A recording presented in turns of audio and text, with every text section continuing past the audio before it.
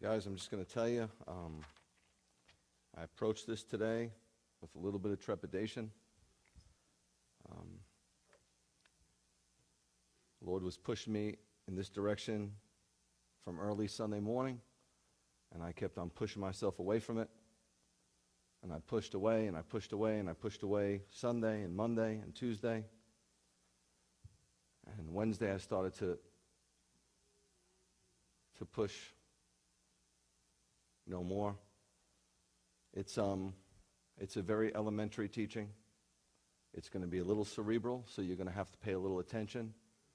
It's not the typical God loves you, He's crazy about you message. It could be encouraging to an extent, but I feel very much an unction to share it and to teach it. So my prayer for you seriously is to discern this. Not that it's all from God, I don't say that. Discern it, and if you feel that it's theologically or doctrinally incorrect according to your hermeneutical view of the Bible, please get rid of it. Don't hold on to it. I never wanted my theology to become your theology. Never. Never. But I think it's really important. Although, like I said, it's elementary, I think in a lot of ways we've missed the boat. Let me read you an excerpt from an article I got from a friend who has a church up in Tennessee. It was in the Tennessean. If you're familiar, it's a Nashville newspaper. I think I did a little research. It's 39 counties. It's a Gannett paper, and it has a circulation of 175,000. So I just wanted to see what the quality is of the paper before I started reading the article. And so let me just give you a few excerpts. The article is called Vanderbilt Scholar Stresses Jewish Roots of the New Testament. Jewish New Testament aims for better understanding. Sometime in the next few weeks, Rabbi Chliel Rose of West End Synagogue in Nashville hopes to pick up a copy of the New Testament and learn a little bit more about Jesus. Now, most of you are not Jewish by birth. I could just tell you this is cataclysmic. You say, wow, and I'm saying you have no idea how much more than wow it is. For so long we've been told that this is not a safe text, that it is a perversion of Torah. Do you understand? I need to help you understand the Jewish perspective, because according to Romans 11, you have a mandate from God to provoke the Jewish people to jealousy. And it has been done horribly over 2,000 years. And it hasn't gotten all that much better. The book, co-edited by Amy Jill Levine, a Jewish New Testament professor. She's not Messianic. She's traditional.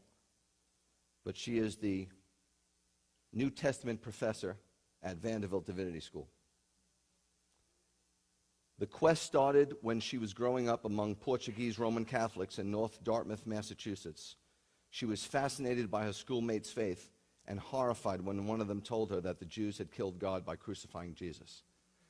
Now, I'll get into this maybe more next week, but you have to stand that up till 1959, the Good Friday prayer in the Roman Catholic Church was, God, forgive the perfidious Jews, which means detestable, horrible, faithless people. Now, you might say, but I'm Catholic, I don't believe that. You have to know what you're rooted in. You have to understand your history. It doesn't matter if that's your view, that's the view of your denomination, and you're moving in your denomination, you're getting something from that. You can't say, I didn't know. Ignorance is no excuse. A beautiful pope, John Roncanelli was his real name, made a profession and a public apology to the Jewish people in 1959 when he said, oh, Jesus, we have crucified you a second time. And millions of Jews have died because of this situation. After all, she said, Jesus and his early followers were Jews. So the two faiths have much in common. Now, people don't really see it that way, and you know perspective is everything. The way you see things, your creed, your belief system, whatever it is the way you're going to conduct your life. And all of you have a different theology in this room, to some extent. I'm not here to change your theology. I'm here to deliver a message that I think is true. The volume flags common anti-Jewish stereotypes, shows why they are wrong, and provides reading so that the gospel is not heard as a message of hate. These stereotypes, Levine says, includes that the Old Testament Jewish God of wrath versus the New Testament God of love. We've heard this before. And then you realize she's a scholar when she says, and the view that Judaism epitomized misogyny and xenophobia. It's just her way of saying I'm a scholar. Do you know what misogyny is? Misogyny is hatred and the mistrust of women. And xenophobia is an unreasonable fear of foreigners.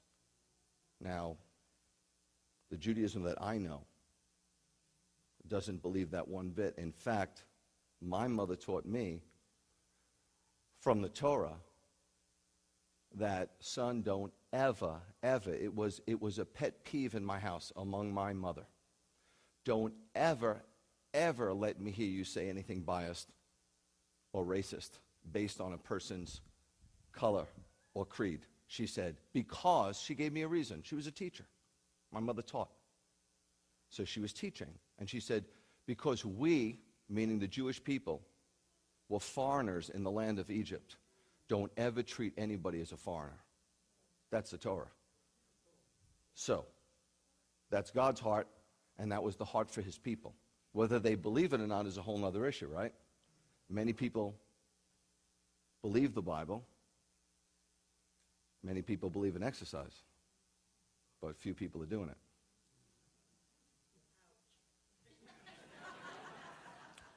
William Brosand, Associate Professor of Homiletics, that's the interpretation of Scripture, in the School of Theology at the University of the South, very highly regarded, made the Jewish annotated New Testament required reading for his senior preaching students. The comments from Jewish scholars will help his students get more out of the New Testament, he said. Absolutely.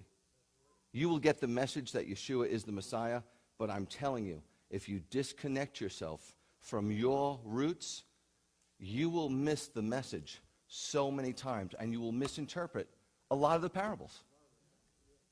Absolutely. You'll get the message. You'll get the message of salvation. But wow, there's so much more for us. Salvation is just the very beginning. The absolute beginning. For starters, he says, Jesus was a Jew, Paul was a Jew, and the early readers of the New Testament were Jewish. So we need to know what being Jewish meant for them. This is a scholar, not Jill Levine, this guy, William Brosand. Thank God. It will help my students learn how not to say stupid things about Jews in their sermons, he said. Many Christian readers of the New Testament forget that it was written for people who were Jewish and who didn't see themselves as part of a new religion, said Jay Fallon, senior professor of theological studies at North Park Theological Seminary in Chicago. Now, what he said is earth-shattering. I don't know if you caught it. Let me try it again, because it's very important that you catch this. Many Christian readers of the New Testament forget that it was written for people who were Jewish and who didn't see themselves as part of a new religion. The disciples didn't see themselves as part of a new religion. I know you got to go back 2,000 years. They didn't see themselves as being converted. There was no conversion for the first century believers. The Gentiles were being converted. They were being converted from serving pagan gods to serving the God of Abraham, Isaac, and Jacob. They were going through a conversion. The Jews were not going through a conversion. They never felt converted. They were never told by Yeshua. In fact, in John it says, as many as received him, they become sons of God. You realize? He was the capstone. Don't you read in Matthew 9, where all of a sudden Yeshua gives this teaching just a couple of sentences and it's totally out of context. It's like, what? He says, you don't take an old garment and put a new patch on it. It's like, and what do they teach? The old garment's Judaism. Throw it out. Read it. He didn't say don't fix the garment. He said fix the garment. You follow? You don't put a little patch on it because the hole in the garment of Judaism was gaping. Judaism, biblical Judaism, is beautiful. It's holy. It's just and it's good, according to Paul in Romans 7:12. You follow? The Ten Commandments are beautiful. Don't ever tell an Orthodox Jew, tell a secular Jew anything because they don't know anything, sadly enough. And I know some of you might be listening, you might be angry at me, but you know what I'm talking about. You've lost your faith, you have lost your religion. But you tell an Orthodox Jew that the Torah is cumbersome, you've lost the conversation. You're telling him that the ways of his father are no good? They're burdensome? I don't know. Last time I checked, adultery's not doing that good. They're not burdensome. They're beautiful. They're ways of pleasantness and peace. They're gorgeous. What God, it says in the Bible, would not give his children his ways of protection? There's rules everywhere. Why? Why are there rules everywhere? Don't walk for your protection. Because somebody cares about you. How much more do you think God cares than a crossing guard? When you say that, it's like a slap in his face. You don't mean that. I know you don't. But that's how it comes across. God's ways are beautiful. So the hole in Judaism was not the commandments of God. It was, there was no power to walk it out. And there was no way to alleviate your guilt. You brought farm animals and you felt, okay, I did my part, but why do I still feel guilty? Because it doesn't work. Try it. Then all of a sudden God does something impeccable, stupendous, magnificent, off the charts. He not only wipes away the guilt of your sin, not sin, the guilt of your sin, but then he empowers you to walk out the Torah. That's called post-salvation. That's called sanctification. And every one of Shaul, Paul's letters speaks about it. Walk by the Spirit, be led by the Spirit. Don't you read it? Every single one of them speaks of it. So that was the whole. He said, don't patch it with a little. You need to have it covered. You need to have it filled. The patch has to be huge. It has to be the power of God. He didn't say get rid of the old garment. The old garment's good. The Ten Commandments are good. The ways of God are good. Any society that followed them would be fare better than any other society who didn't. They're good. It's irrefutable. They're good.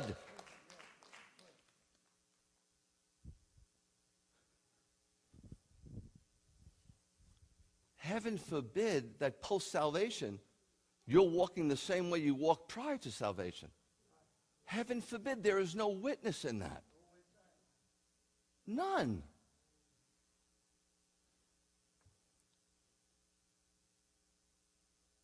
This guy got it. Praise God for you. Praise God for you. And I bet you're not alone. God, you're doing something in this day. He's doing something. He's getting ready to come back. And he's enlightening and revealing these truths to the body of believers, and it's up to you to embrace them. It's up to you to embrace them. Today, he says, Judaism and Christianity are separate faiths with long histories and tradition, but they were much closely linked in the first century. Yes, Messianic Jews and non-Messianic Jews were going to the same synagogue in Jerusalem. They had a little difference of opinion, but they would have had a big difference of opinion if the Messianic Jews said to, if Peter and James and John said to the traditional Jews, just want you to know, we're free from that dumb Torah stuff. Praise God. Don't you want to accept Jesus so you can do what you want?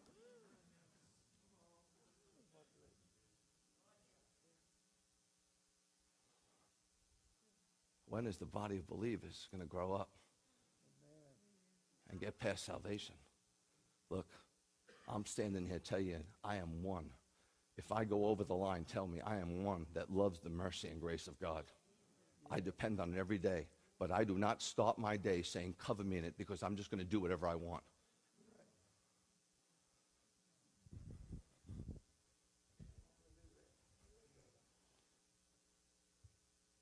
He said we become better Christians by better understanding Jesus, who was Jewish.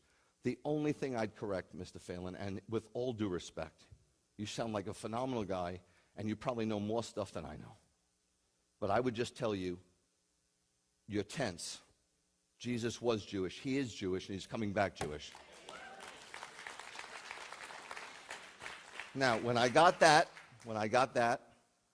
and then what happened with the Torah circus that you saw last week, by the way, we put a little response together only because I felt God wanted us to, and I was hoping to get 500 hits. We have over 30,000 hits.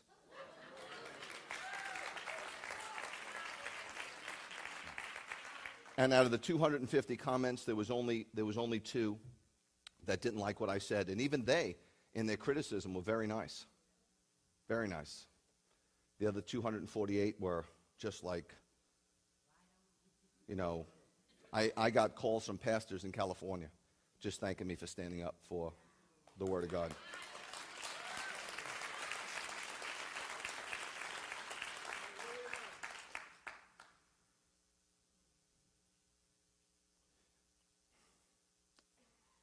I'd love to tell you one side note about it.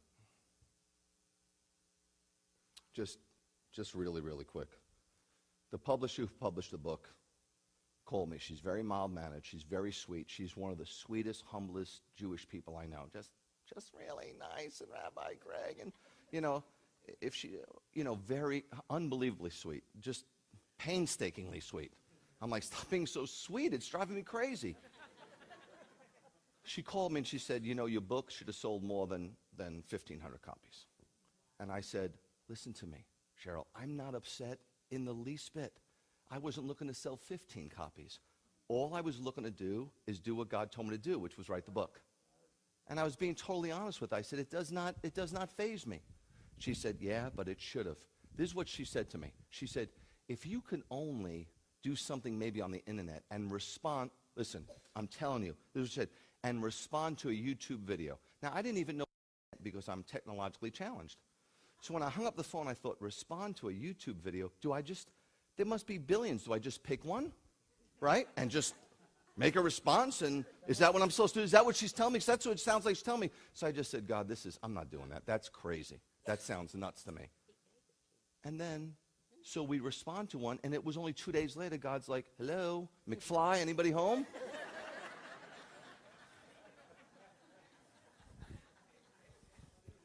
Anyway, I did notice, I did watch the video one time because I can't watch it the whole time because I have a hard time, you know, you probably would too, have a hard time watching yourself, I'm sure. It's just, I don't know what it is. It's not fun. But I noticed that when I turned around, I have the beginnings of a bald spot that nobody ever mentioned it to me. I'm surprised. And I thought you cared. Anyway. Let me start with a question, and if it gets too long, we'll because I don't want to, this is going to be a little cerebral, but I think it's really necessary, and if it's not, forgive me. With this letter and what's going on in the world with people really embracing and understanding that the Bible is a universe and that Yeshua didn't come to start a new religion but finish an old one, I just want to know. The question I have for you, and some of you might be scholarly, is why so many Bibles, and I've looked at so many commentaries, and I've looked at so many just to see what they say, and so many hermeneutical study guides teach that Torah is dead. It's widespread. So the first question we have to ask ourselves is, what is Torah? What is it? Because you'll get different opinions depending on who you ask. And there can't be so many different answers. Torah, where we get the word Torah, is law, direction, instruction, and prophetic teaching. Okay? That's what it means. The root word, yada, is to direct or to teach or to instruct. It's more of a verb, active, or to shoot an arrow and hit the mark, meaning to get it right. Now, 1 John 3:4, you'll see it says, everyone who keeps sinning is violating Torah. Indeed, sin is, it's giving a biblical definition of sin in the very New Testament. I'm not going back to Genesis, I'm going into the first letter of John, and these were written way after Galatians and Romans, okay? So Galatians and Romans can't supersede this letter.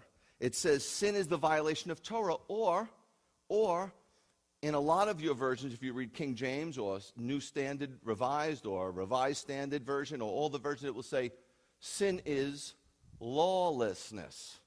And I just read to you that Torah and law are really one and the same. It's direction, hitting the mark. So sin is, if you look up that word sin, in the Greek and the Hebrew, it means missing the mark. Okay? So Torah is hitting the mark. Getting it right. Sin is getting it wrong. Is that simple enough? Is that elementary enough? Okay, Torah is getting it right. Sin is getting it wrong. And lawlessness is a word in the Greek, anomia. Whenever you see an A before a word in the Greek, it negates it. It's a negative. Okay? Anomia is without law. So when we're without law, we go, no pun intended, hog wild. We're unrestrained.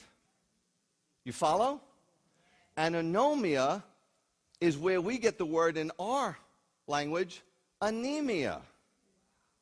And if you know anything about anemia, it means without oxygenated blood.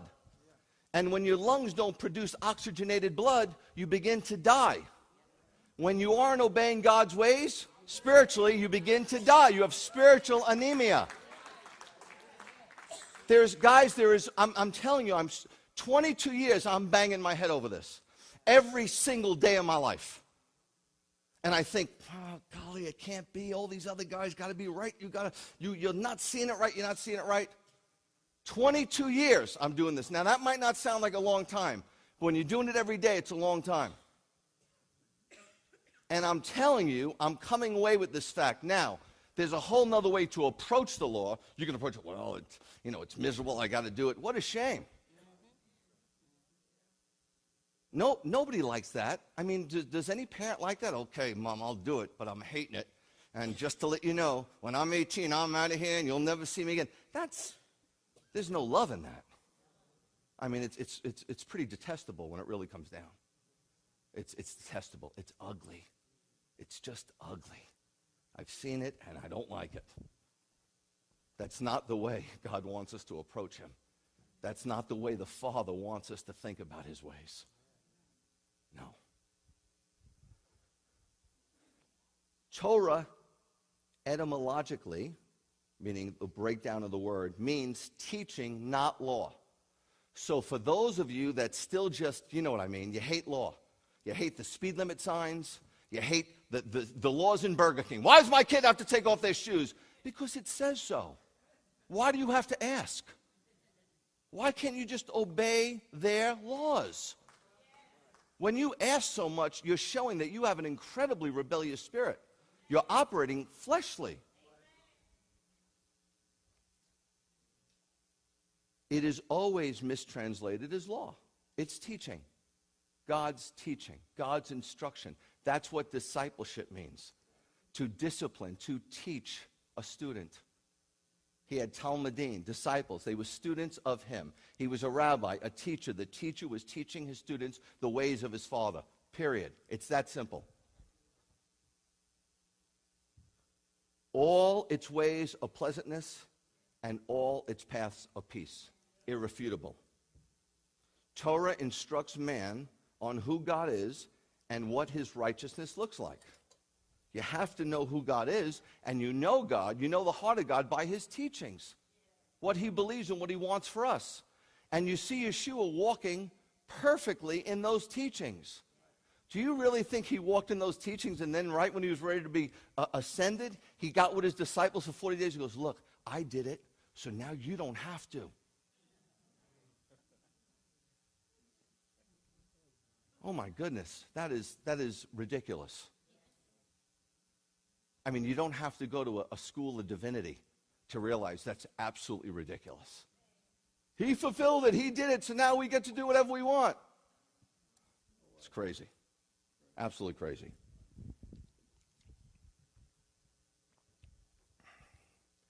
Look at Yeshua on the cross, man. Being executed. Don't say he perished. I don't like, 6 million perished in the Holocaust. No, they were diabolically and demonically assassinated and murdered. Perish is such a benign word. He's having an affair. No, he's committing adultery. It's an alternative lifestyle. No, it's a homosexual. You know, just call it for what it is. Stop candy coating everything.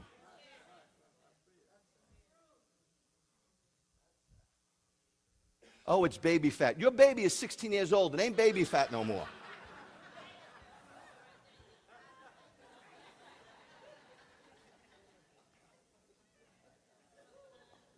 I told you to just take some things and let them go. Look, if I had to watch myself and critique myself, I would remove some things. I would, okay? Because I get passionate about this. I can't explain why. There's no explanation, okay? Ask me and I don't know why. It just is what it is, okay? But when he's dying, being murdered in extreme pain, he's still obeying the commandments. John, this is my mother. Take care of her. What do you think? Don't you think? What do you think he is? Is he Savior? Yes. Is he Messiah? He's role model. He says at the end of John, he said, "Go tell my brothers." We're his brothers. You might see him as the Father, but he's not the Father. And he says, "Go tell my brothers, I'm going to my God and their God. I'm going to my Father and your Father." He's our elder statesman. He is our role model. We're supposed to be like him. That's why Paul wrote in every letter, be conformed to his image. That's what's supposedly happening after salvation. We're being conformed to the image of Messiah. Doesn't it say that in every letter? This is not rocket science. It's not like you got to go to the Himalayas and figure it out and sit with some Swami and get some aesthetic Essene lifestyle to figure this out. It's all over the scripture.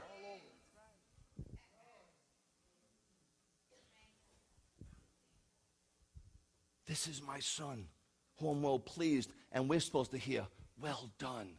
Are we going to be exactly like him? No. One day. One day. The gospel speaks about justification.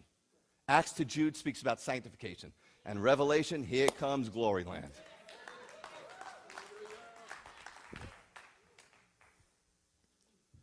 Torah is the national constitution of Israel, describing how God, the great king himself, wants his nation to function in his kingdom. He's saying, be different.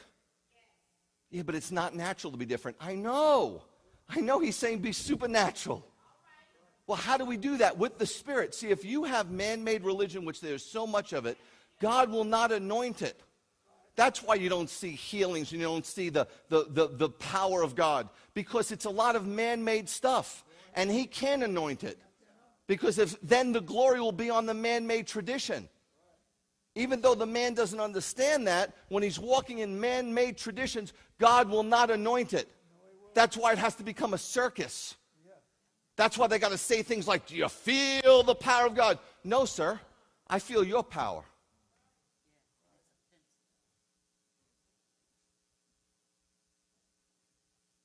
He won't anoint it. And that's why we see so little anointing today.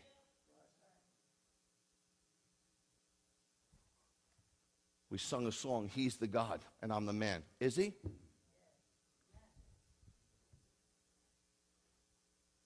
The Torah is a sacred marriage covenant between God, the groom, and Israel, his bride. It's his vows. There was a chuppah, right? A cloud cover. There was a best man, Moses, who acted as a mediator between the bride and the groom. The 10 Commandments, the Decalogue, was what he was vowing. He was saying to his people, look, I'm going to be your God. I'm going to take care of you. I'm going to provide for you. I'll prove it to you. I'm going to send you in the wilderness. You're going to have no water. You're going to be destitute, desperate, no water, no food. And when you come out of that wilderness, your shoes aren't even going to be worn out. I will take care of you. I just have one request. I'm a tad jealous. Stop marrying your pension. Stop marrying your sports. Stop marrying everything else. I'm not a polygamist. I like my bride to be my bride.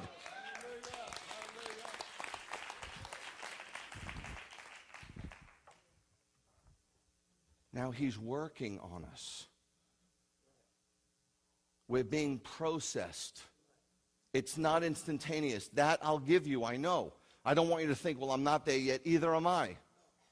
But you have to even embrace that you're in this process. Torah is the only document that Jewish tradition regards as containing God's word and only God's word. It's the holiest object there is in Judaism. 2 Timothy 3:16 says, all Scripture. Much of the New Testament wasn't even written, so what are they talking about? They're not talking prophetically. Not that the New Testament Scriptures aren't God-breathed, but they're talking about the Old Testament. All of it is God-breathed. And it's valuable. What, the Old? Yes, it is.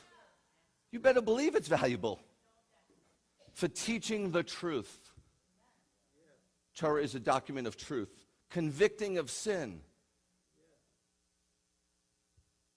correcting faults, and training in right living. So it's not just good enough to just go, you shouldn't do that, you should do this. That's what God does. He gets you on the right path. In fact, Yeshua is referred to as HaTorah by his earliest followers. The Torah, the Word. Well, that kind of makes sense. Why wouldn't they call him that? Wasn't he the Word made flesh? Just for the record, Jewish literacy, and let me let you hear this, okay? Jewish literacy, Jewish thinking. People always tell me, what do the Jews think of Yeshua? Well, most of us that are secular think nothing. Just like they don't think much of God for that matter. But those that are religious, I'll tell you what they think. For the most part, they regard Jesus as a law-abiding, highly nationalistic Jew with strong ethical concerns. In actuality, they say he, parentheses, Jesus, criticized anyone who advocated dropping the law. See, they don't get it. They don't understand when men of God, teachers of God, say that the law was nailed to the cross, and they read in Matthew 5 that according to Jesus, it wasn't. Don't think that I've come to abolish the Torah. How do you dance around that? Or the prophets. Listen, you can take any scripture and attach it to your theology and make your theology right. I'm not an attorney. But you can do that. You can massage it. You can grab scriptures. I don't want to do that. I'm saying that he's giving his Sermon on the Mount, the greatest sermon ever told. It was the Kingdom Manifesto. He's telling his disciples, he's not talking to the world, his disciples, how to conduct themselves in the kingdom.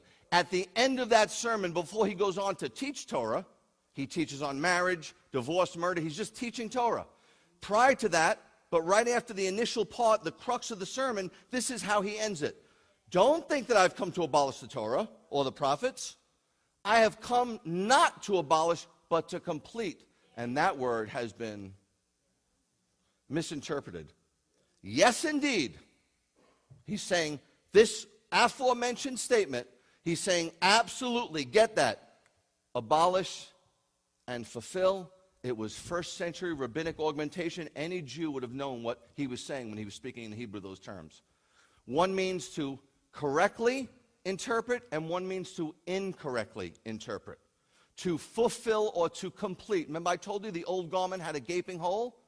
He was looking to fix the hole. You understand? Judaism is not the problem. It's not necessarily the answer. Not for salvation. Charles Finney, the greatest American evangelist we've ever had, was a brilliant man, a Philadelphia attorney. Absolutely off the charts brilliant. And he made a very, very elementary comment that I think speaks forth volumes. He said the difference between the new covenant and the old covenant, because it's not testament, is the new covenant provides a power that the old covenant didn't provide. The new covenant provides a power to walk out what the old covenant told us to walk out, but did not provide the power to walk it out. That's it, Rabbi. Beautiful. What is the point of the Holy Spirit? What is the point of this power? What is the point of Yeshua saying to his disciples directly in the ear, don't you go nowhere till you get it? What is the purpose of this power from on high? To be a witness. How are you going to be a witness if you're not walking in the ways of God?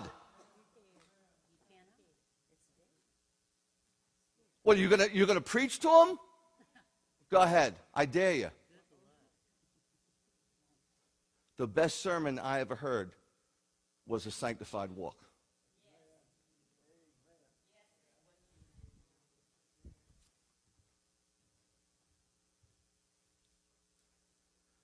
He said, I tell you that until heaven and earth pass away, the natural order, and I mean, if anybody is willing to tell me that heaven and earth passed away, we'll get you a straitjacket, okay? Has heaven and earth passed away? He's making this hyperbole. He's making this absolutely exaggerated, ridiculous statement. What's he saying? He's saying it's not going to pass away. It's not passing away till I come back, till you're glorified. It ain't passing away. Why won't it pass away? Because that's what sanctifies you. How do you get sanctified? The basic prayer in Judaism is Baruch atah Adonai Eloheinu melech haolam asher kiddushanu b'mitzvotzav. Every single prayer starts with that. Blessed are you, O Lord our God. You are King of the universe. And you sanctify us by your commandments. How else do you get sanctified? Listen, if a commandment is holy, just, and good, and you do it, don't you think that brings sanctification? There's no sanctification dust. Nobody can pray over you and say, be sanctified. That's not going to make you sanctified. No more than I could pray, be thin. I didn't mean that over you. You're not my example for that. But you know what I'm saying? It's not a prayer.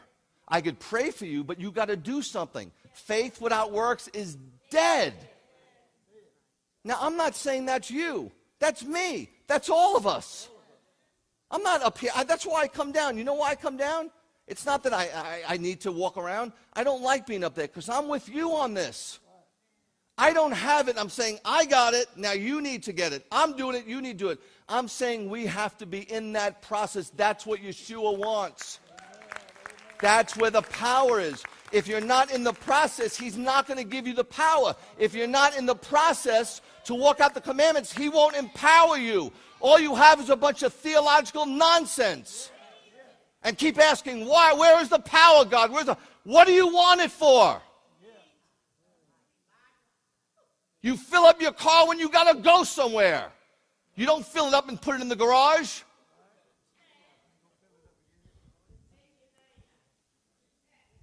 That's why this is elementary. It's Messianic Judaism 101. He says not a yud, that's the smallest letter in the Hebrew alphabet. Not a stroke, that's the markings on how to pronounce it. Will pass from the Torah. Don't even think a little. And then there's always somebody, they take like 600 laws and they bring up one. And if they could put a hole in that one, then the other 599 of no consequence. You know what? You're working for the devil. You're an antagonist of the gospel. How do you feel? Huh? You're building back the wall that God tore down. Good job. Way to go, buddy. Well, Rabbi, what about the stoning of the children? Let me tell you something. There's a couple of kids I'd like to take a rock and I'm telling you, I'm just saying. I'm not saying, stone them to death, but hit them with a little rock maybe, and you'll see kids will be a lot different. No, I'm only kidding. I'm only kidding. Sweet little children, you can't hit them with a rock, you go to jail. And in Israel, they never stoned the kid to death. But it was there because it put a little fear in the kid. And today, what's the problem? No fear on the hats, no fear on the shirts, no fear, no reverence, no worship, no respect. And we say, you know what we say? It's a stupid parent. Well, my father would have, my father. So do something, you moron, do something. Why do you keep telling me my father, my father, my father? Did it work for you? Yeah, you need a little fear, a little. My kids are raised in an incredibly loving environment. I almost never have to discipline them. Almost never. Because there's a loving environment, there's a respectful environment, and they know when they're going off just by me going, Maxie? That's it. Done. Done deal. What's all timeout, psychology? Go on the couch, son. Let me explain. My father didn't play timeout. He played knockout. One knockout, and I was disciplined.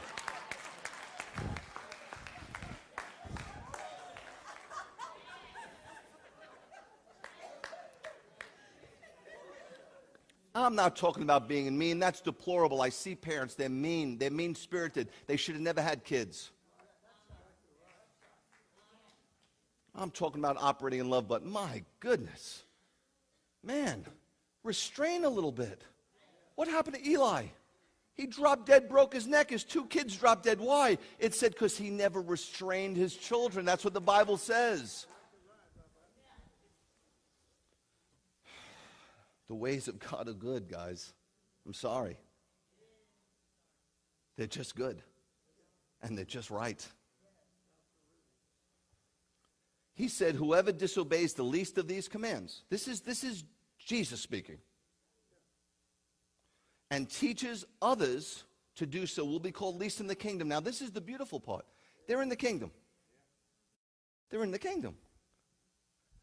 But if you came to me and said, let's see, what do I like besides God?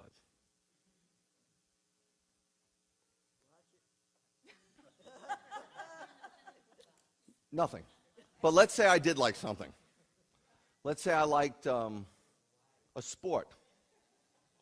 Let's say I liked a sport. And you called me and you said, Rabbi, I can get you some tickets to the Braves. I can get you any seats you want. What do you want? I'd say, give me the nosebleeds, right? Oh, I don't want the least seat in the house. I want the best. Right? I mean, wouldn't you? Well, I don't want the least seat in the kingdom. I don't want to just get in and hang on the fringe. I want to get as close to Yeshua as I can.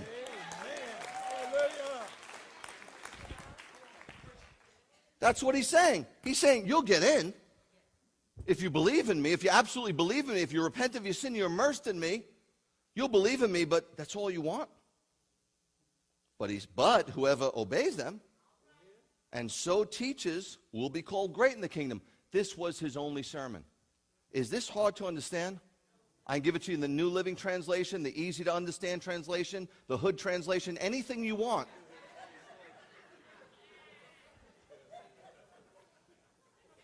So the Jews look at this, they'll read this and go, why, what? And this is what they say, Paul's the culprit. And for a lot of people he was, because he's highly misunderstood. They can't refute, no, Jesus walked in it, he worshiped on Saturday, he ate a certain way, he walked in it, he told people you had to walk in it. So it's irrefutable with him. But with Paul, he did his own thing, right? For the unstable, he did. I'll just show you a couple of scriptures. It's not exhaustive. This is not exhaustive. We can exhaust this issue. We can go over every verse in the New Testament and exhaust it. I'm just going to give you a few, and then it's up to you to study. Most of you will not. And then when somebody asks you a question, you won't be able to answer it. You go, well, that's just what we do. We're doing a Messianic thing now. And if you want to give that answer, that's fine. The Bible says, set apart Messiah as Lord, always being prepared to give a defense for the hope that's in you. I'm trying to prime the pump. Some of you are believers a lot longer than I am. but I'm just trying to prime the pump.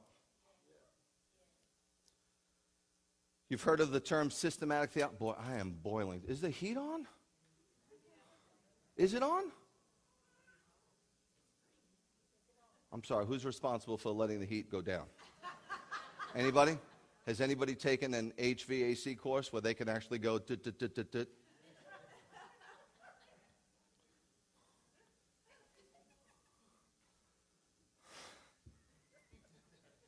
Systematic theology. You've heard of systematic theology? It's a system of studying God. Theos, logos, studying the Word of God. It's a system. And every denomination has a system. Okay?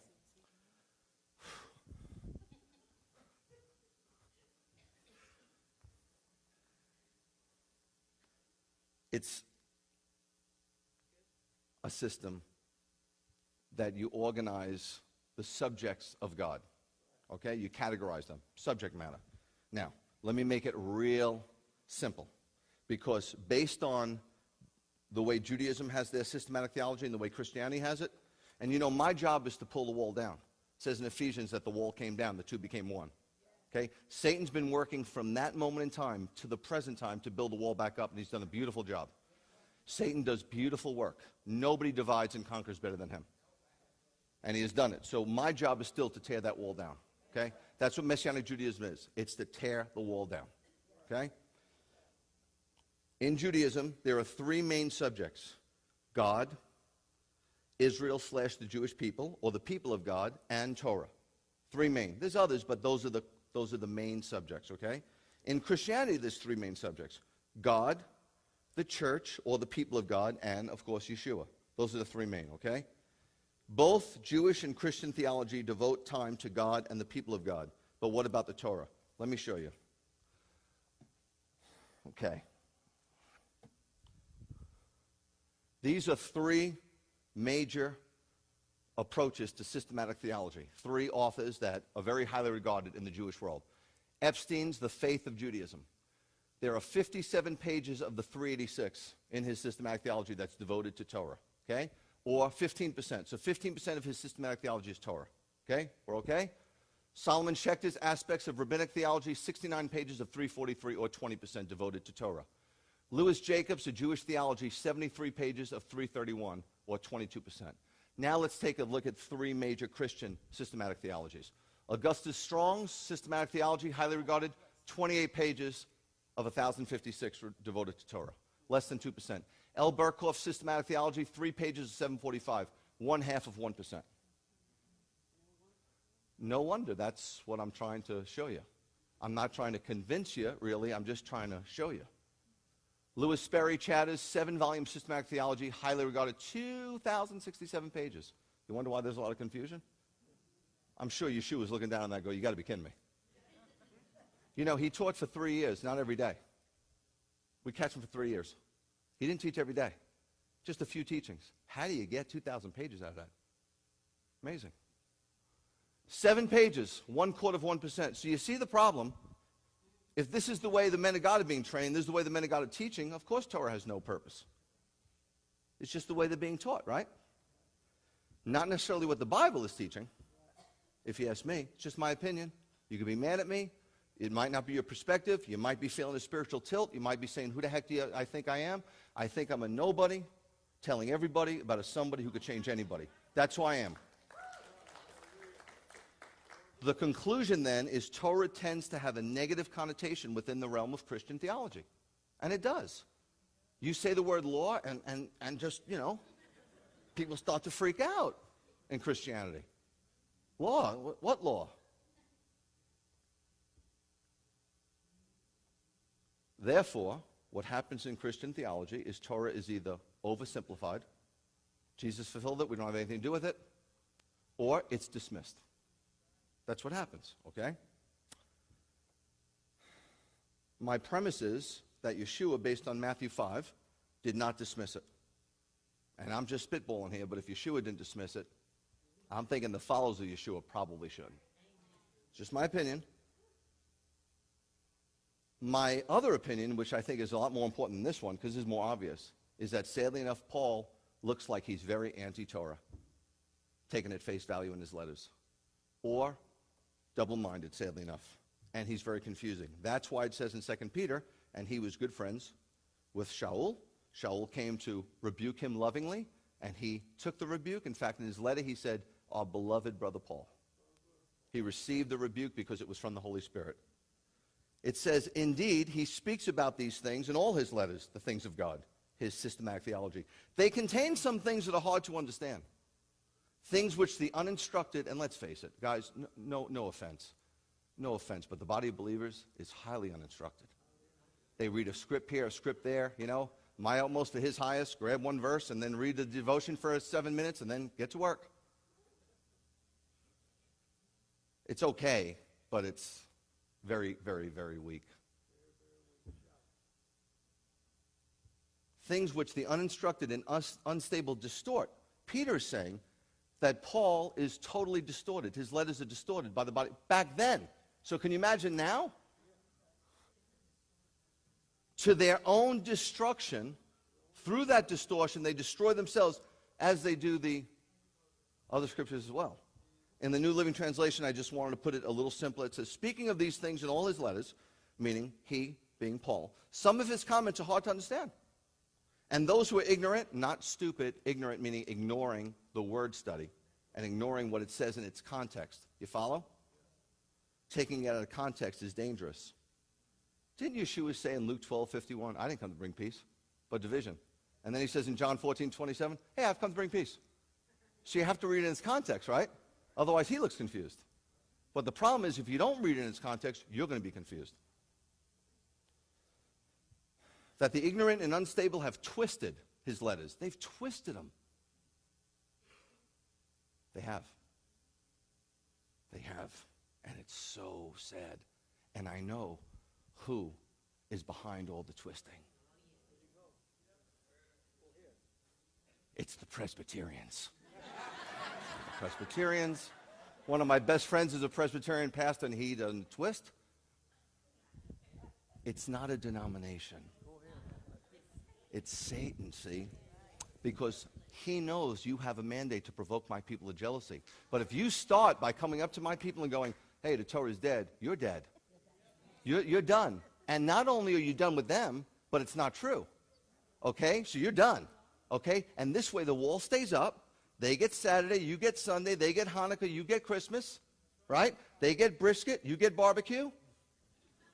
They get a bagel, you get a biscuit. And Satan stays on top of the wall, and he goes, this is great. Because Jesus ain't never coming back. Because Jesus himself prophesied and said, when you people, my Jewish people, say Baruch haba, they're not going to say it if you don't provoke them.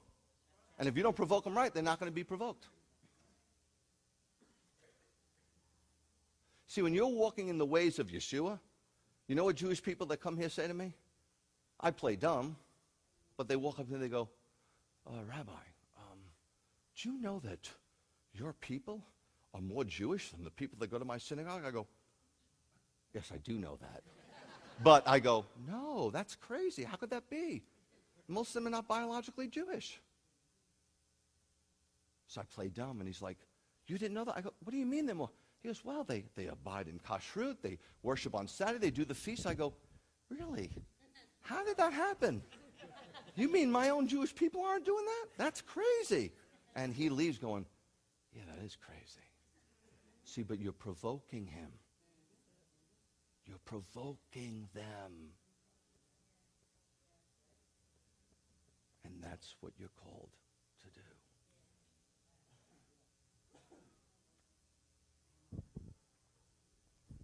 Don't worry about sending out the gospel to the world. We're doing that. That's my job. Israel, be a light to the nations. Sometimes people ask me, why do you go to India? Why don't you go? First of all, because God told me to. Second of all, because I still believe that I have a Pauline call to bring the gospel to the Gentiles. I don't think God stopped that call. He didn't say, well, Greg, we're going to stop that in 1967. And we're going to stop that in 1841. That doesn't stop. That's still my mandate. But I got to help you to help me help my people. And that is a biblical mandate. That's not my opinion. Where were we? Oh, boy. Well, may I get just a little cerebral with you? Can I just finish this up really quick? You sure it's not overload? If it's overload, just tell me. You're my family. Just tell me. You could look me right in the eye and you could say, you say, look, it's overload. And I say, good, then get out. I'll laser you, lady. No, I'm not going to say that. I'm not going to say that. I'm just saying you could say it. I might say, boy, really uneducated. No. Listen, C.E.B. Cranfield, listen to me, wrote in the Scottish Journal of Theology, and there's some great Scottish believers, and they get the Jewish thing. I don't know how, but they get it. 1964, he wrote St. Paul and the Law. Listen to what he wrote, and stop me if I go too fast. I really want you to hear this, okay? The Greek language of Paul's day possessed no word or no word group corresponding to our legalism, legalist, or legalistic. Did you hear what I said? He had no way in his Greek language of his day to express legalism, legalistic, or legalist. This means he lacked a convenient use of terminology for expressing a vital distinction. Now stay with me. And so was surely, seriously hampered in the work of clarifying the Christian position with regard to the law/Torah. This is going over your head. It shouldn't be. Okay. Mary V., you're going to be our bar, okay? So you're saying that if you get it, everyone should get it. Okay, so I'm just going to look to you and I'm going to say, do you get it? Okay. In view of this, because he was hampered in the language, he didn't have a word for it, we should always, he says, we think, be ready to reckon with the possibility that Pauline statements, which at first sight seem to disparage the law, mean negative toward the law, were really directed not against the law itself, but against the misunderstanding and misuse of the law. In all his letters, he's saying clearly, the law can't save you. I repeat, the law can't save you. But once you're saved, filled with the power of the Holy Spirit, it should empower you to walk out what you couldn't do without that power, because that brings glory to God. That proves that his power is powerful. Otherwise, what do you got? A bunch of theology with no power. A form of religion denying its power. Heaven forbid. Or you got the hoopla. Woo! I can feel the Lord in here. I can take my hanky and send me $39. That's a crap circus. But by the same token, some of our mainline denominations, they're so stiff in their doctrine, it's a cemetery.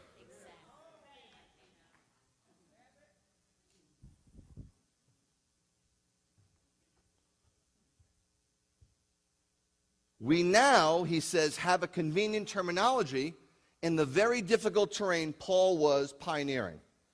Now, hang with me. I'm just going to give you a couple of examples. They're not hard to see, okay? Galatians 2:16, a letter that has just... And you know, it's a shame when you read the Bible like 3 verses a week, and then you call me and you go, I read in Colossians 2. I'm like, what do you know about Colossians? What do you know about the people of Colossae? Do you know the year he wrote it? Do you know why he was writing it to? Do you know who was there? Were they Gentiles, Jews? Where? Was it Port City? What was going on? So you're taking one verse and you want me to explain it to you? Knowing that a man is not justified. This is the King James Version, by the way. Knowing that a man is not justified, and we highlight justified, by the works of the law. You understand? You can try it. The rich young ruler came to him and said, how am I to be justified? He said, it's easy. Just obey the law, right? Which is true. You can be justified by obeying the law. You just got to do it 100%. So what do? We just want to get saved, so we go, well, you can't do the law. You might as well not do any of it. Well, I can't exercise 6 days a week, so I might as well not do it at all. No. Wrong approach. It's not all or nothing. Do what you can do. See if there's some benefit and some fruit, and maybe you'll do more. Maybe God will empower you to do, as he sees you trying to do it, he'll give you power. He sees you doing it more, he'll give you some more power. Right? but by the faith of Jesus Christ. Even we have believed in Jesus Christ that we might be justified. There is a totally different compartment, justification and sanctification. They're two totally different things, apples and oranges. Justification is the door to sanctification. You can't be sanctified until you're justified. But how dare we stop at justification? It's not biblical. And not by the works of the law, for by the works of the law shall no flesh be justified. Simple. Okay, I agree. You agree, right? We all agree. Justified, dichayao, to render righteousness. Torah cannot save. I repeat, Torah cannot save. It is meant for a redeemed people, not a lost people. Exodus 12, the children were redeemed. Exodus 20, that's when they get the Torah. We don't obey God for our salvation. We obey God in response to our salvation. We declare, Father, your ways are beautiful. Your ways protect my family. I believe the Torah protect. Not like that guy put it. You can't wrap it around you and make declarations. I don't want the Torah wrapped around me. I don't want the Torah over me. I want it right in here. That's where God promised it would go. That's the new covenant. That's the definition of the new covenant. People say, we're not under the law. I said, finish it. It's in us. It's not in you. Are you saved? How dare you? I'm just asking.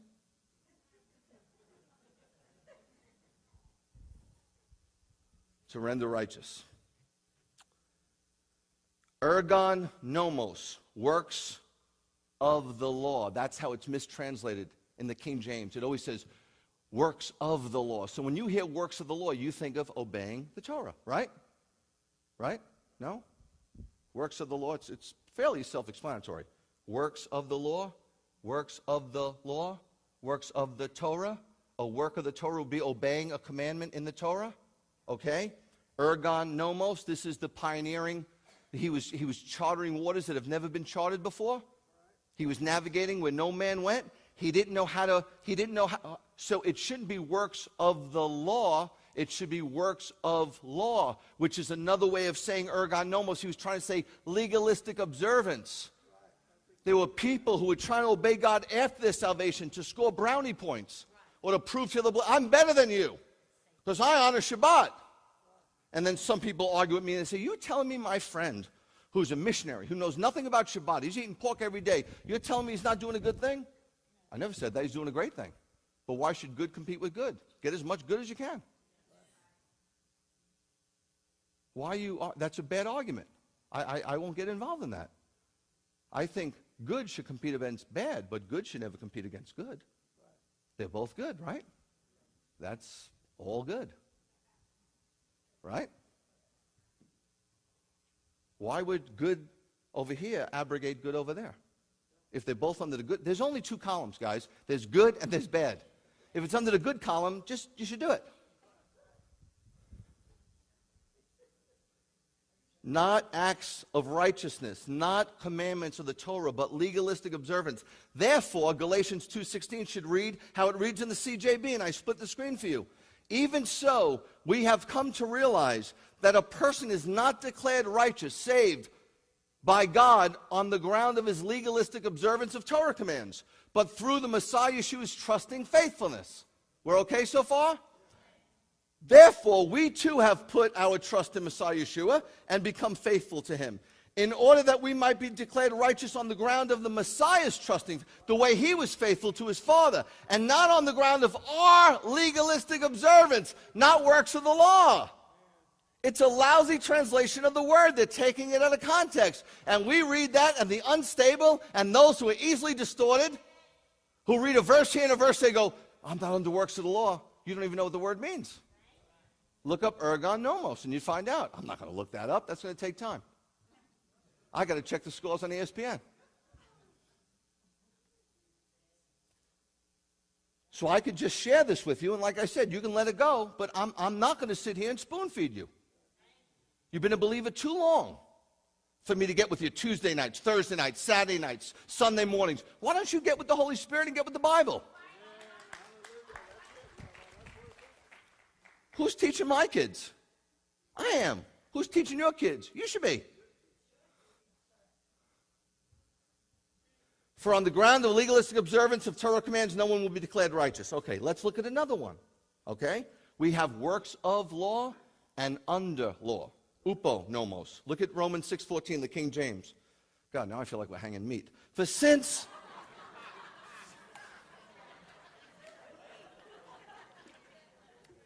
I feel like a shaliach. For sin shall not have dominion over you. I'm probably going to do this for another couple of weeks. I'm probably going to go over, maybe, I don't know, I think, about Shabbat and why there's no way on God's green earth that God changed it. Okay?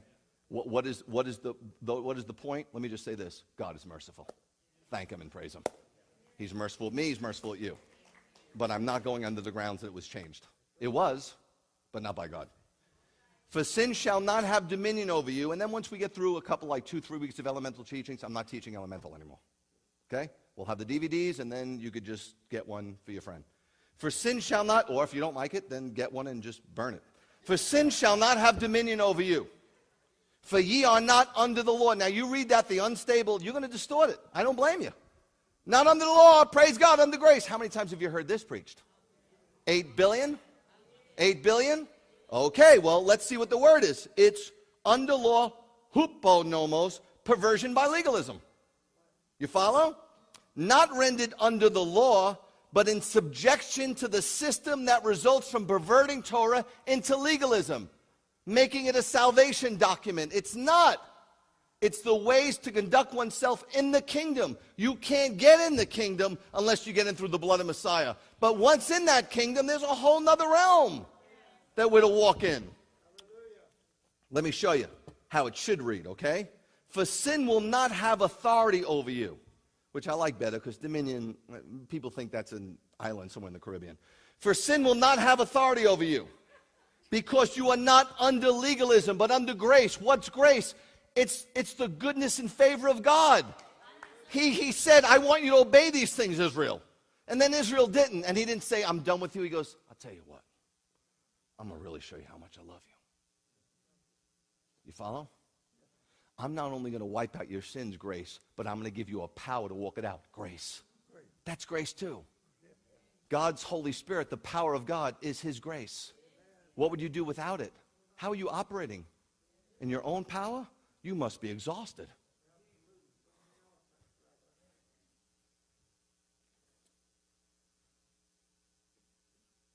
The word uponomos appears 10 times, and each time it's mistranslated.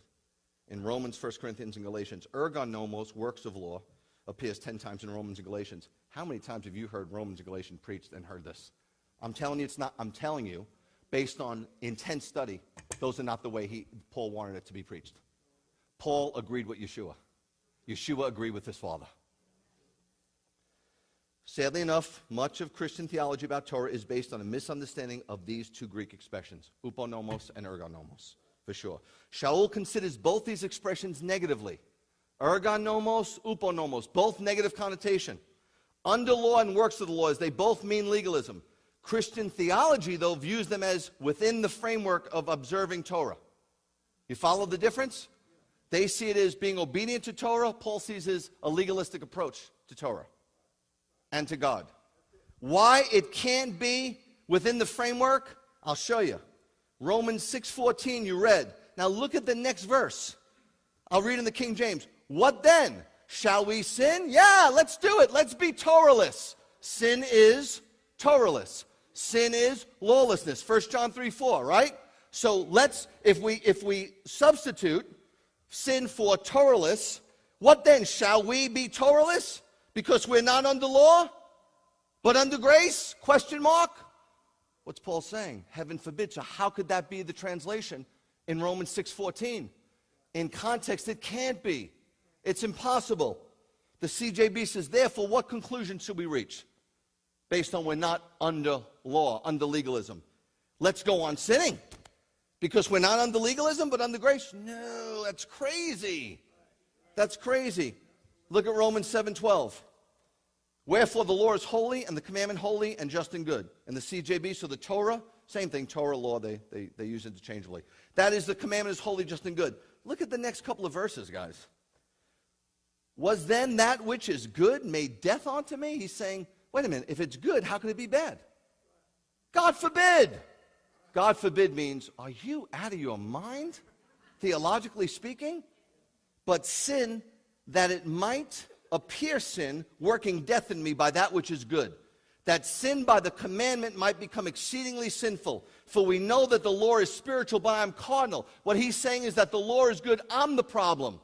And I am the problem. I'm the old garment with the big hole in it. Matthew 9, fill the hole, Lord. Blaise Pascal said there's a God-shaped hole in every man. He was very austere. I looked at some of his theology. I don't agree with it. But I got the hole in me. I do. So what does God fill me up with? Just the forgiveness of my sins? I need that power from on high. If you told your disciples to wait in Jerusalem, don't you move. Don't you wince. Don't even turn your head till you get it. How dare we think we can operate without it? And what is the point of that power? So I can do cartwheels for you? So I can speak in a foreign tongue that will confuse you? It's a power to live a consecrated life.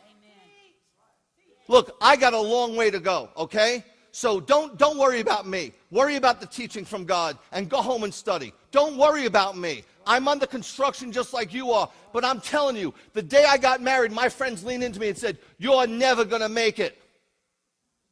Based on my life, they were right. But I got saved in Israel. And things are different. Am I there yet? Have I arrived? No. Paul said 10 years into his faith, I press on. He's saying, I haven't arrived. I press on. I'm still being sanctified. I'm still being processed. I'm still being processed. I haven't arrived. These people in the pews that think, I've arrived. I've arrived where? You've walked through the door into the kingdom. That's it. You got a long way to go. That's why the world looks at it and goes, I don't see it, man. He's doing what I'm doing, but he said a prayer and I'm going to hell.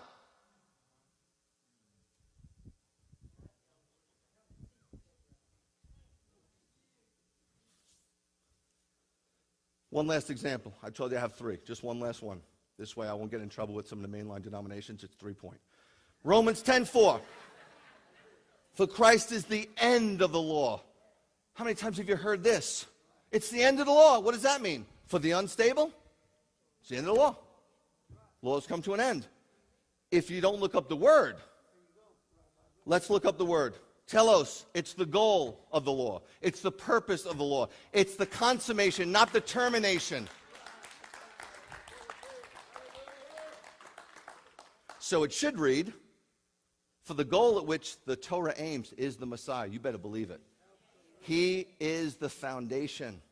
He is your justification that you build your spiritual house on.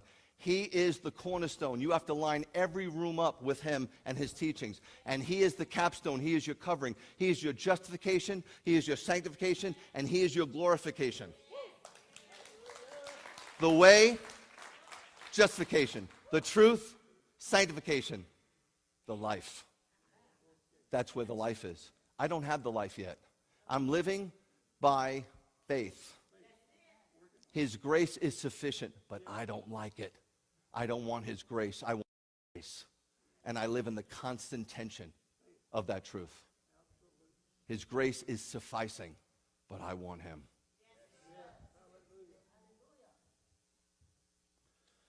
Attention to and faith in Messiah is Torah's goal, but the logical result in observing Torah is out of genuine faith and delight as opposed to legalism. Look at Acts 21:20. Remember this? This is like in the 60s, man. Not 1960s. Paul's walking a long time with the Lord. He comes back to Jerusalem after his last missionary journey, after he's going to be killed. And he comes there and he tells his boys in Jerusalem, James, the rabbi of the congregation in Jerusalem. And he tells them, man, you're not going to believe what's going on with the Gentiles. They're getting whacked with the Holy Spirit. And guess what? They're walking in the ways of God. And he says, hey, Paul, listen, I'm just going to tell you the word around Jerusalem, all right? Yeah, back then there was rumors too. He said, the word around Jerusalem is that you're going out there and teaching everybody not to obey the ways of God. He says right there, he goes, ain't no way I'm doing that. It's a lie. And they say, I'll tell you what you do. they're going to be taking a Jewish vow. If you pay for it, then the Messianic Jews in Jerusalem will know that you're not teaching that. Follow me? He says, pay for it, I'll take the vow with them. How do you think he said to Festus in Acts 25:8, I've never done anything against the Torah? Yeah, that's what happens when you don't study. You can end up in a cult. On hearing it, they praised God. But they said, you see, brother, how many tens of thousands, I don't know if that's 20,000 or 120,000, of believers there are among the Judeans, Messianic Jews, Jews who are crazy about Jesus, and they are zealous for what? Come on, man. If the Torah is holy, just and good, how am I going to tell you as a Gentile, hey, you don't have to do it, make sure you're a Gentile. It's holy, it's good, but you shouldn't do a good thing. So now we got a caste system. It's either bad, and I have to do it because I'm a Jew. And you don't have to. Praise the Lord, free. Or it's good, and I get the blessing and the delight, and you don't. Numbers says there's one law for the Jew and the non-Jew alike. I don't care what they teach. If it's good, you want to do it. The spirit of legalism wants a person to believe that they are in some way superior to others. I see it all the time. These super spiritual people, let me tell you what God's telling me. What's he telling you? Anything different than the Bible? Let me tell you how they work. This is how they feel better about themselves. Secret revelation. You know these guys on TV that teach? The door, behind the veil. That's the enigma, wrapped in a riddle. Dude, I'm totally confused. Or a great testimony. People say, your testimony is great. No, my testimony isn't great. It's sad. I needed something big because that's how far I was from God. My testimony is only great because God is great. Or they get legalistic by an obedience, like they'll go, we observe Shabbat. Shabbat wasn't made for God. You think God's saying, boy, if they don't do Shabbat, I'm not going to feel like God. Shabbat was made for you. The Jews didn't keep Shabbat. Shabbat kept the Jews. My whole life revolves. God was a God of separation from Genesis. Shabbat didn't start in Exodus 20, Commandment 4. He rested in Genesis. He wanted to rest and kick back with Adam. He's like, man, this is good. Let's enjoy it, son. Don't you get it? You know how many churches operate in legalism? Stiff, man-made rules. This is not legalistic. Shabbat's beautiful. My week wraps around Shabbat. Come Friday, listen, you think Tony Manero from Staying Alive came up with the Thank God It's Friday? Moses came up with Thank God It's Friday. My whole life is wrapped around that separation. Because that's the day I get to leave here at supposedly 12. It doesn't usually work out like that, but I leave here and I come home and we shut down. And Bernadette makes a special meal. Why? It's a special day. Why? Because Daddy's going to be with us. I'm going to have his undivided attention. He's going to have my undivided attention. My kids get to watch me bless my wife. They get to watch her bless me. We bless them. We praise the Lord. And God, you don't have to bless God. You know why? He's blessed because you're blessing each other. What does a father love when his children get along? What do I love here? When you guys get along. When I hear nitpicking, I want to choke the life out of you. Because usually it's over something very minor. So what makes me happy here? When you guys get along with each other. When you guys are loving each other. What makes me happy at home? When my kids are loving each other. You understand? You don't have to bless them. Oh, Lord, thank you. He's like, you thank me. You're getting along. You're loving each other. It's for us, man. And you call it legalistic? Man, you're out of your mind, buddy. You out of your mind. You are. But that's what I've been taught. Sorry. Sorry. It's beautiful. It's precious. Now, do you have to come to synagogue Saturday? No, you can go to church on Sunday. But Shabbat. So I'm just thinking, it just flows. Like, we can come here Sunday. But then, like, what do I do Saturday morning? It just flows. You know what I mean? Friday night, we have this beautiful dinner at home. Bernadette makes. We bring out the nice stuff. We enjoy each other's company. I don't let my oldest son go out. He every now and then he has something to do. I'm like, look, Shabbat. You know, I don't know how long I have. Every Shabbat could be my last one. That's morbid. It's true. I live in reality, not in fantasy. So I want them all there. It's special. And then in the morning I wake up and I can't wait to get here because then I get to see my extended family. You follow? And then we go home, and it's like, it's 2 o'clock, and we have a little bite to eat. And then before you know it, it's like 4, and I start reading the scriptures. And I sit with God. Because it's still Shabbat. I don't know what it is. I'm not looking at the clock. And then when it comes close to like nightfall, I'm not doing it legalistically. It feels over. It feels like, okay. And what do? I can't wait till next Shabbat. Because it's special. And you go, no, every day can be special with God. It could be. But God knows you're going to be busy. He knows you're going to be busy. Right? That's why on your honeymoon, Valentine's Day, why do you want to make it special? Because it should be. Your anniversary. But you know what? Thank God it's not once a year. It's every week.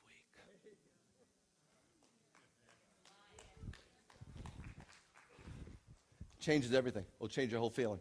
It'll change your family, change your walk, it'll change everything. God knows what he's doing. These spirits of legalism are prompted by pride, fear, and insecurity. Pride, fear, and insecurity. Period. And they are spirits. Legalism is a spirit. Legalism is as different from the law. Legalism is as different from the Torah as a religious spirit is different from religion. See, a lot of you understand what a religious spirit is to an extent, but you couple that with religion.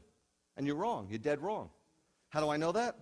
Look at James 1:26-27. Anyone who thinks he is religiously observant, so there's nothing wrong with religion. It means to bind. You got to bind yourself to God in God's ways. But does not control his tongue is deceiving himself. And his observance counts for nothing. The religious observance that God the Father considers pure and faultless is this: take care of the orphans and the widows in their distress, and to keep oneself. Sometimes people come to me and say, can we do something more for this person? I'm like, you got $100,000 in the bank, do it for the person. Well, I want to tap into your money. Sure you do. Do it. You don't need a congregation. You don't need a ministry. Do it.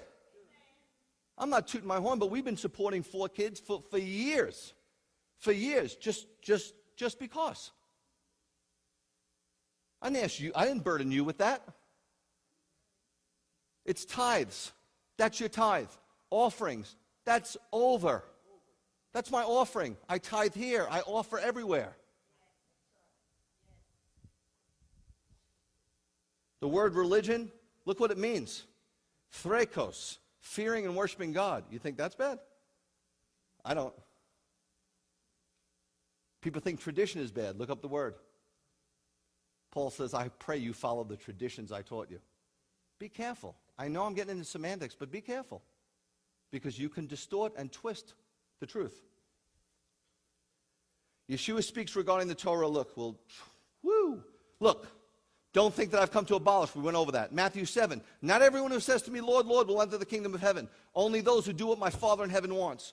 On that day, meaning when he comes back, many will say to me, Lord, Lord, didn't we prophesy in your name? Didn't we expel demons in your name? Didn't we perform many miracles in your name? Then I will say, get away from me. I don't know you because you don't know me, because you're a worker of lawlessness or Torahlessness, anomia, spiritual anemia. It's a death sentence. Matthew 23:23. He's giving the woes to the Pharisees, the religious leaders of his time. Woe to you, hypocritical Torah teacher, and you perishim, separated ones.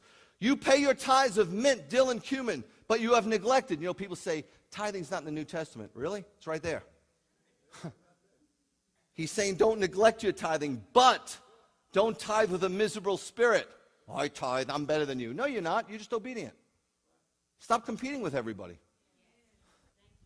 But you have neglected the weightier matters of the Torah. See, you're tithing, but you forgot about justice, mercy, a loving tither, trusting. Where's it all going? Where's it all going? Man, you're all messed up. You know why you don't trust? Because you don't trust yourself. Because you're untrustworthy. Cheap people hate cheap people. They recognize it. So he's saying, these are the things you should have attended to, justice, mercy, and trust, without neglecting tithing. What is the big... they go, it's in Malachi. No, it's not in Malachi. The pastors bring up Malachi when they want a big offering. You don't need Malachi. You can bring up Yeshua. It's right there. But how do we miss it? I don't know. It's right in the gospel. I don't know. Maybe you didn't read it. I tell my kids, don't read the Bible to get through it. Let it get through you. Look what he says in Matthew 24:12. This is about the end days. Many people's love will grow cold because of increased distance from the Torah. King James Version, because of lawlessness. Let's move on. The very end of the gospel. Teaching them. Go and baptize them in the name of the Father, Son, and the Holy Spirit. Teaching them. Don't forget this part. Many are baptized. Many go down a dry sinner and come up a wet sinner. Teaching them to obey everything that I've commanded you. And remember, I'll be with you. Praise God. Faith and works. James, real quick. Look, 3 verses. Someone will say, I have faith and I have actions. Show me your faith without your actions, and I'll show you my faith by what I do. But foolish fellow, do you want to be shown that such faith apart from actions is barren? He's saying, you think you speak your faith, and that's what God's after? Indeed, just as the body without a spirit is dead, so faith without actions is dead. Justified and sanctified. Look at Revelation. The dragon was infuriated over the woman, Israel, and went off to fight the rest of her children, the believers, those who obey God's commands and bear witness. Justified and sanctified, not one without the other. Grace and truth. This is when perseverance is needed on the part of God's people, the last days, the tribulation. Those who observe his command. God's people equal those who observe his commands and exercise Yeshua's faithfulness. You can't get away from it, man. It's in Genesis, it's in Revelation. Saved by grace, hallelujah. Sanctified by truth, hallelujah. Ezekiel 36:24-27. Look, for I will take you from among the nations, talking about the Jewish people, right? Gather you from the countries and return you to your own soil. That's me, man. He took me from America and brought me to Israel. Then I will sprinkle clean water on you, and you'll be clean. All the guilt of your sin will be removed. Hallelujah. I will cleanse you from all your uncleanness and your idols. Yes, he did. I got saved. But he didn't stop there, because that wouldn't have been enough. What am I supposed to do now? I'll tell you what, Ezekiel says, Greg, I'm going to give you a new heart. And not only that, but I'm going to put a new spirit in there. The Holy Spirit. I'm going to take that stony heart of yours, Greg, that heart of flesh, and I'm going to give you a heart of flesh. I will put my spirit inside you and what? The word causes asa, meaning to produce. It's going to happen, whether you like it or not, kid. Whether you like it or not, I'm going to cause you. You're going to force me? No. It's going to be beautiful. You're going to see my ways are beautiful. You're going to delight in them. And you're going to say, oh, Father, I love your ways, and I'm going to give you power. And then you're going to walk it out, and people are going to go, you're different, man. You're great, Greg. And I'm going to go, no, Greg's a bum. God's great. And it's going to bring him glory. You follow me? That's the whole. He fills it up. That's the whole. There's talking about Matthew 9. He fills it up with his spirit, and he gets the glory, not you. You can't get the glory. Oh, you play so well. Oh, baloney. I've been to countries where I saw a kid with a broken comb play on a can, and it sounded more anointed than some people that are gifted. God gets the glory. Look, I will cause you to what? I will cause you to what? If they're nailed, how are you going to live by? Stop it. Stop talking like an idiot. Study the scriptures. Don't let your knucklehead cousin or brother-in-law or tell you, stop it. And stop trying to convince them. Just don't unconvince yourself. Respect my rulings and obey them. This is beautiful. Jeremiah 31, last but not least. We're not under the Torah. We're not under law. You're right. For this is the covenant I will make. He's prophesying. Jeremiah, a legit prophet, is saying, I will make with the house of Israel. How could there be replacement theology? He's making it with Israel. Says, I don't know. I will put my Torah within them. That's why it causes you. It's no more like, hey, Moses, do I got to help a widow? Hey, Moses, can I charge 18% interest? The Bible says don't charge any interest. Whatever. People say, can I borrow? This isn't the bank of Hershberg. Here, take it. You want the book, take it. You're not going to bring it back anyway. And I won't have to call you 37 times. Here, take it. I will put it in you, because once it's on the inside of you, it's going to come out of you. It's an amazing thing. He took these tablets that he carved, and he took his finger and carved right in the tablet of your heart. That's amazing. That's crazy. How does he do that?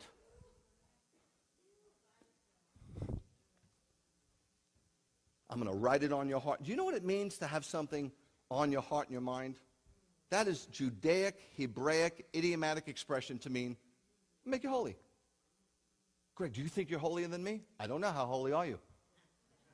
You may be holier than me. I'm not trying to compete with you. I'm really not.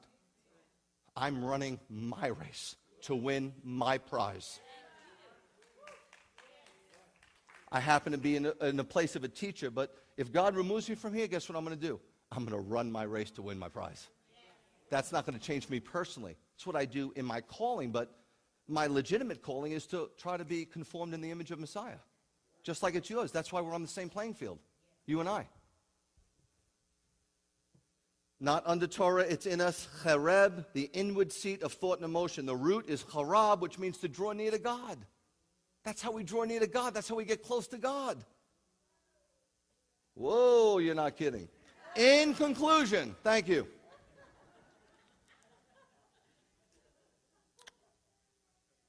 Guys, let's come up, please. I'm sorry. I'm just very preoccupied right now. As I told you when I started, if there's anything that goes against your theology, get rid of it. My theology shouldn't be yours. I don't want it to be. I didn't want to share this. I wanted to tell you to persevere. I wanted to tell you like Gideon, he's exhausted, but persevere. I wanted to tell you that stuff, but let me tell you why some of us are exhausted. Because we're not walking in the ways of God. And we have anemia. Do you know when you have anemia, when you have a red blood count, and they become sickled, they're usually round and flexible, but what happens to anemia is the cells become hard, like a hard heart, and they can't carry the oxygen, and your organs start to die. And one of the telltale signs of anemia, always, in every case, whether it's sickle anemia or any other kind of anemia, is you're exhausted. And some of you are spiritually exhausted because you're walking in anomia. God's Spirit always brings refreshing. Now, when I say that, that is not the general populace. Some of you are exhausted because you're dealing with a lot of stuff. I know. These are the last days. The enemy, he's pulling out all the stops. He's going to hammer you with everything he's got. He wants your heart to grow cold. He wants you to say, it's not worth it, I can't take it. There's some heavy things that we go through. You know Bernadette had melanoma. I got a good friend of mine who's a cancer expert in Florida. Melanoma is a death sentence. Okay? If it's too deep, there's nothing, there's no, that's it. If it's it goes by depth. Okay? How deep it is, if it's just this much deeper than it should be, it's over. Bar a miracle. I had a best friend drop dead in a week from melanoma. There's no chemo for it. It's a different kind of a cancer. So I was feeling a little exhausted about a week and a half ago. I didn't put together why, but so Bernadette went to see just a general practitioner once a year thing. I don't know what it was, and they said, look, you got some 2 big spots, and we got to send them off.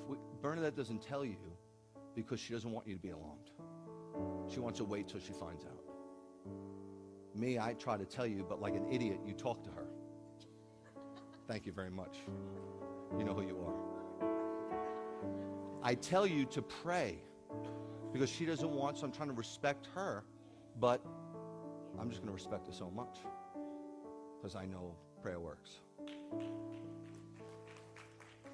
So I came to a place of exhaustion. Why? Because I start to think, look, I'm doing this 22 years. There's people a lot better than Bernadette and I that drop dead. Okay, it doesn't just go by that. Like, put the Torah around them. But I think, well, if something happened, everything would change for me. I mean, everything. I hate being vulnerable. Now, this is where the message is going to change. We're all vulnerable. You hear me? Because we love, we're all susceptible to being hurt. And many of us have been hurt, and some of us have been hurt a lot. And that's never going to change. You will hurt yourself more by hiding in a cave. I guarantee you. You won't be hurt, but you'll be miserable. And some of you have hid, and you're blowing it for yourself. You're not getting any better, you're getting worse. because it doesn't work. I'm talking to you. It doesn't work hiding. We need each other. And we're also, don't tell me how tough you are. Don't tell me how faithful. Let me tell you something. When Bernadette was going through it, I never questioned God, not even in my heart. I love God. I don't question him. I know in a fallen world things fall, but still I'm hurting because my whole heart is being, and we all get afraid. Oh no, Rabbi, I'm faithful all the time. Baloney. Stop it. Stop it. You're not helping anybody else. You're hurting them. You know? It's like the guy who's making $1 million a year and he comes up to the pauper and he goes, money's not everything. You think you're helping them? No, be sensitive. Be sensitive. A lot of times if somebody's not doing well and I'm doing well, I never tell them I'm doing well. I'll sometimes just make up complaints just to make them feel good. You got to be sensitive the way people are. So we're all susceptible. Amen? All of us are susceptible to being hurt. And so I thought to myself, well, what would I do? I just, just for about an hour. I couldn't stay here. Because how could I? I can't do it. Too many memories. I couldn't stay in the house, couldn't stay in the bed. I think I get rid of the pictures. That's crazy. I know. That's how I deal with it. And then I thought, well, where do I go? This is the only family I got. So I can't stay, but I can't leave. And so I was just going through it. You understand?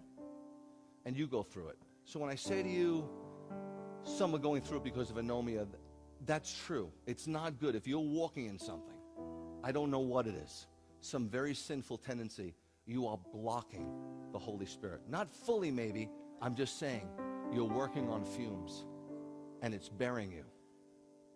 I'm just telling you, the guy who's popping up pornography on a regular basis and he's asked for the Holy Spirit, it ain't going to happen. It ain't going to happen. Because how could God do that? He'd be a hypocrite. And then you'd have a right to say, hey, I'm working so hard. Why are you blessing them too? So sometimes it's like that, but guys, you're in the very last days. The very last days. We're in a financial crunch, and yet Israel is booked for 2012. Just called my friend, booked. And 2013 is booking up. Why? Why is everybody running there the last days? It's so obvious to me. It's more obvious to me than anything. So how do you live? You're exhausted? Keep persevering. This is it. This is the last hurrah. This is not the time to be worried. Well, what am I going to do in 10 years? Don't worry about it. What are you going to do in 10 days? Don't worry. Stop it. Golly, it's so unbecoming. Press. And guys, work together. Work together and love each other and encourage each other. We're all hurting in one way, shape, or form. Okay? Be there for each other. Help each other. Give a word of encouragement. If you got nothing nice to say, don't say nothing. I can't speak for other people, but I can speak for you. You're trying. I'm trying. We're trying together. Let's support each other. Amen? Last but not least, Yeshua said that the path to holiness starts with him. But following this path is a process, as I said. The Mosaic covenant is not faulty, it's fault-finding. There's nothing wrong with it. The problem is Torah's abuse, not its use. It's when people think they're better than somebody else because they're obeying it more. That's an abuse. In the immortal words of Yeshua, right before he was arrested and murdered, he only prayed 3 times publicly, and this was his long prayer. He said to his Father, set them apart for holiness by means of the truth. Your word, Father. Not my word. Your word is truth. How dare we think that Yeshua's words and commands would be different than his Father's?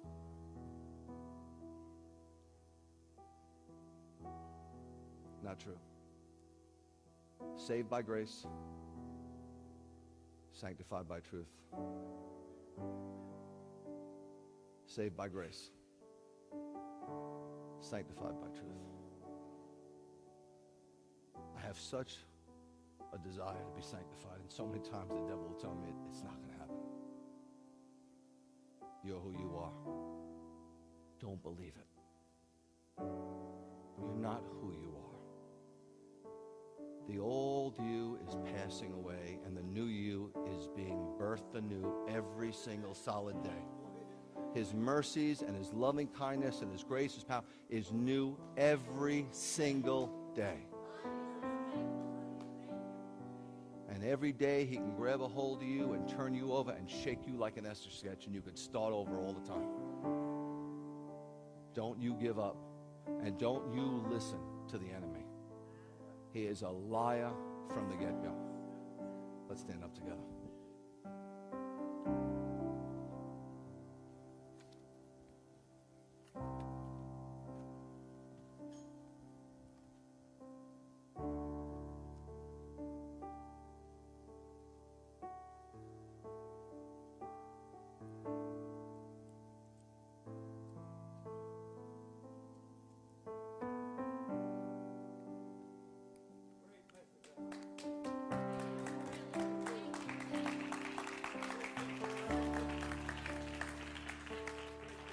I just had a funny thought. You know, I know that it's a possibility that as we get older, I'm 53 now, so I'm not as young as I used to be. Hearing sometimes goes a little bit, and but the only reason you think it's a great message because finally you came to the front, and you finally heard one.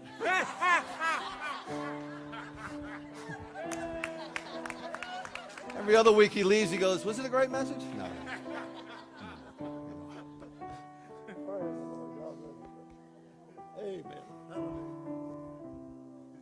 See, when a guy's been preaching 56 years, he tells you that it's an extreme compliment. We're working on something. We're working on a piece of equipment that we're going to try out that you will hear much better with it. I don't understand the technology of it, but I just got a call just a couple of days ago. We're working on that. Yeah, we are.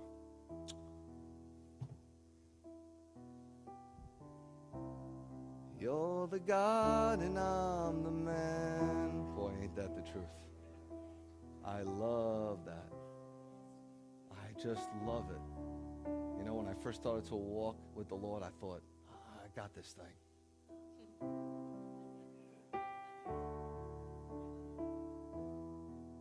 When I took over Beth Judah 13 years ago, I sat in my office and this is what I said, God, I don't know what I'm doing.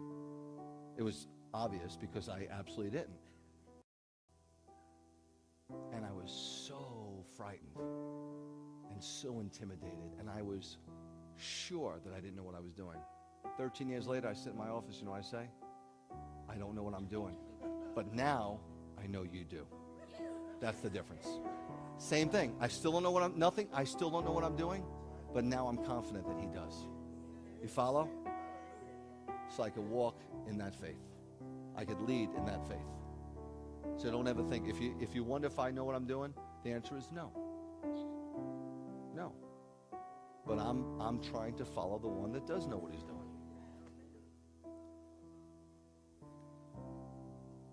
How you doing? You know how to brace a little bit? You got like real shoes on now, huh? Good for you. You getting better? You're doing therapy, right? And they're helping? Yeah. Remember, don't wait to get better to walk, but walk to get better. Okay? Well, I love you. I really do. I hate the fact that some of you I won't see for a week. I hate it. I do. This is my absolute best time. Nothing comes close. I love seeing you. I do. And I pray that for those who I won't see, I just pray your week is divine. I really do. Now may the Lord bless you and keep you. May the Lord make his face shine upon you and be gracious unto you. And may the Lord lift up his countenance upon you and give you his peace. In the name of the Prince of all peace, Yeshua. Yivarechecha Adonai v'yishmerecha. Yo'eh Adonai pano v'elecha Vehunecha Yisa Adonai Pono velecha V'yasem lecha Shalom. Shabbat Shalom.